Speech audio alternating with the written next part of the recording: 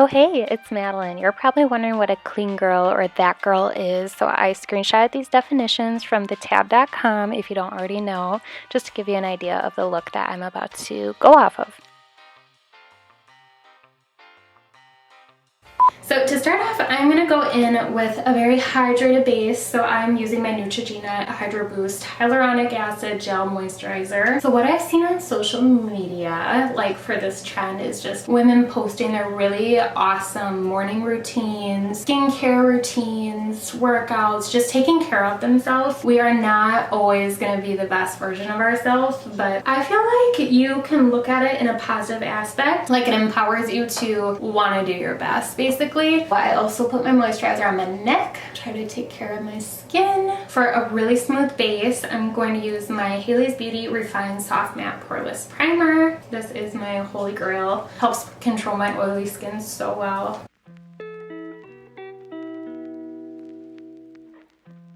So now that we have a nice, fresh, clean base, we are going to go in with a kind of a lighter to medium coverage foundation, something that isn't too heavy or weigh down. So my favorite foundation for that type of effect is the Dior Backstage foundation. Mine is in the shade 2.5N. It dries down to like a soft matte finish. It's just so beautiful and it's so light on the skin. So I like to just take the bottle and apply 2 lines of it on my cheek and to blend it out for a flawless finish, which is actually kind of surprising. Like you'd think it'd be streaky at first, but it's not. It's very airbrushed.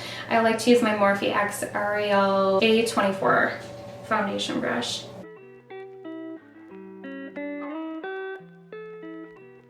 It just matches my self-tan so perfectly. Hi, Oliver.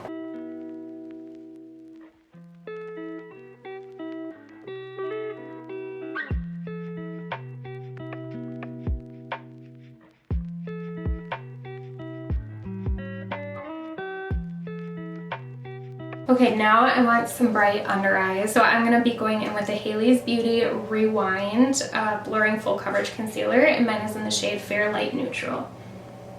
This is kind of coming to its end. I have used this up so fast.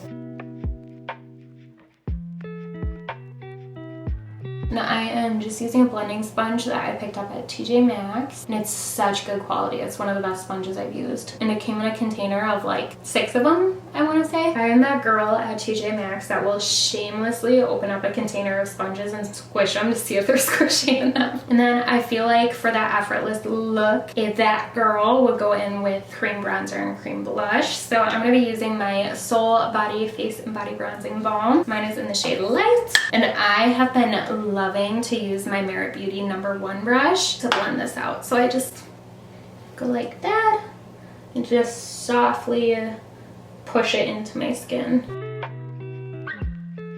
This is definitely my new favorite way to apply this bronzer, but I love this brush for foundation too, so I feel like I should just get a second one.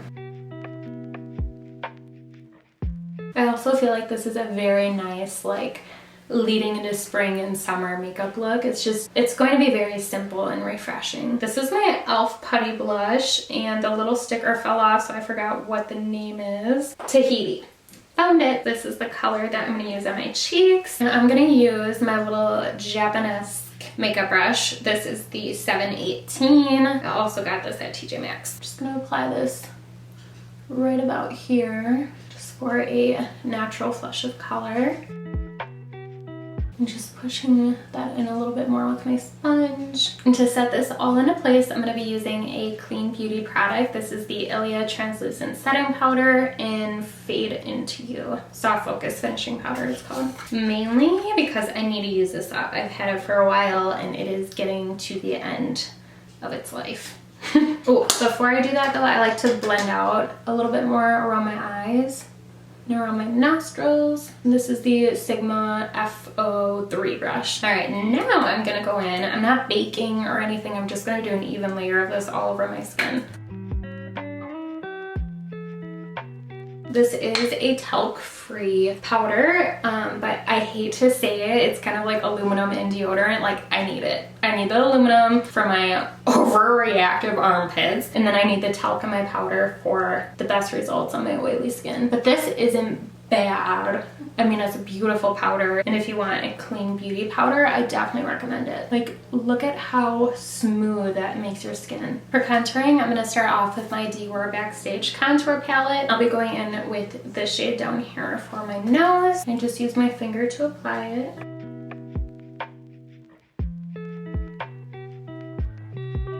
And then just going to blend it out a bit more with my sponge. For my cheekbones, I'm using the Natasha Denona Contour Sculpting Powder in the shade Medium and my Marc Jacobs Blush Brush.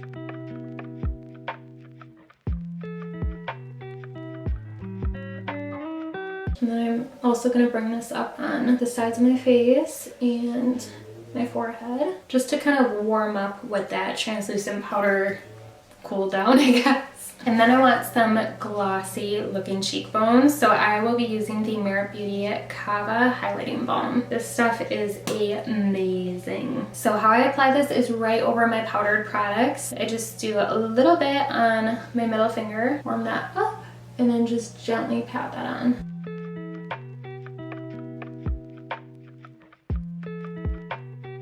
Also just going up on my brow bone and tossing some of my inner corner.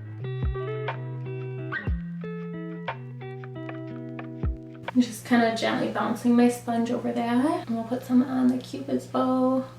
But then to contour my nose, I like to use the Natasha Denona Super Glow. This is in 02 Light Medium. And I'm just going to use a little brush to apply this. This is the Morphe X Jaclyn Hill JH52. Just going to do a little dot and then just a little line. Just like that. So this is what the skin looks like. Moving on to eyebrows, I'm going to use my usual Colourpop brow boss in medium brown. Dark brown, sorry. I don't know why I always think it's medium brown. I need a mirror closer to me.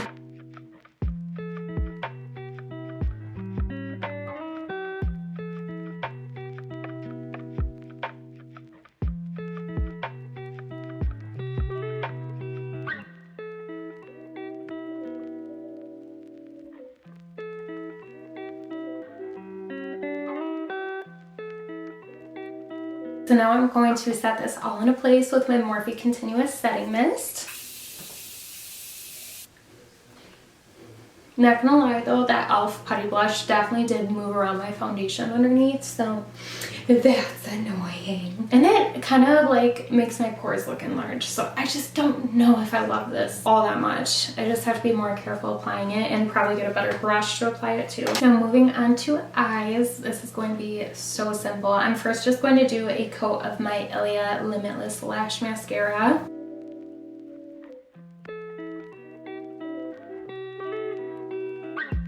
Just gonna comb through my lashes. So next, I'm not going to do eyeliner or anything. I am just going to go in with some classic strip lashes. These are from Walmart, and these really look like they have that lash extension effect. So these are by the brand Salon Perfect. These are called the Pre-Permed Push-Up Medium Curl Natural Lift. So they just have this natural curl to them. I'm really excited to try these. I was using the Ardell 3 Faux Mink lashes. This would be like if you want a really full lash extension look, but these seem a little bit more natural. So just going to look down and apply it in the center of my eye. Oh, sorry, you guys can't even see me applying these. This looks so pretty. I'm just gonna do this one off camera to save time. The lashes are on. Lastly, for lips, I am going to be doing a very natural lip liner color. This is my go-to Lippie pencil from Colourpop, and it's in the shade Ashton. Very old.